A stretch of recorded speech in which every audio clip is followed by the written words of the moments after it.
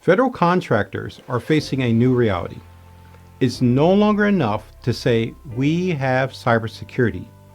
It is no longer enough to have antivirus, a firewall, and a few written policies sitting in a folder somewhere.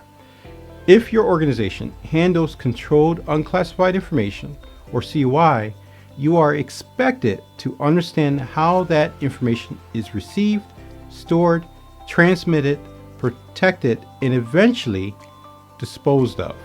And for many companies in the defense industrial base, that means understanding NIST 800-171, DFARS requirements, supplier obligations, and CMMC.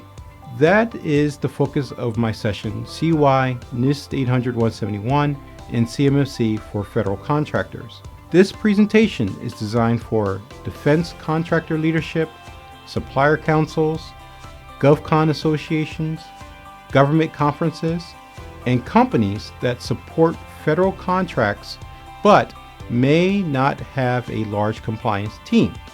The challenge I see over and over again is that many organizations are trying to comply, but they do not know how to translate the requirements into real-world business operations.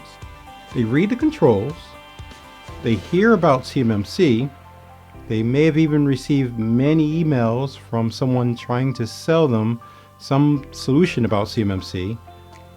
They know they need a system security plan. They know they need a POAM. They know they need a proper assessment, but when it comes time to actually implement the requirements, they get stuck. What counts as CUI? Where does it live? Who has access to it? Can we use our normal email system? Can we store it in our current cloud environment? What does multi-factor authentication really need to cover? What evidence will an assessor expect to see? And how do we meet these requirements without completely slowing down the business? This session breaks those questions down into a practical way. The goal is not to overwhelm attendees with acronyms. The goal is to help them understand what compliance actually looks like inside a real federal contractor environment. We will cover what CUI is, why it matters, and how companies often mishandle it without realizing it.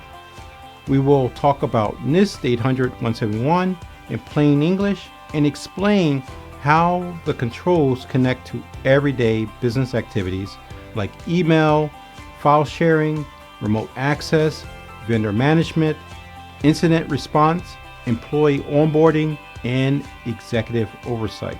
We will also discuss CMMC and what it means for contractors that want to continue competing for defense-related work.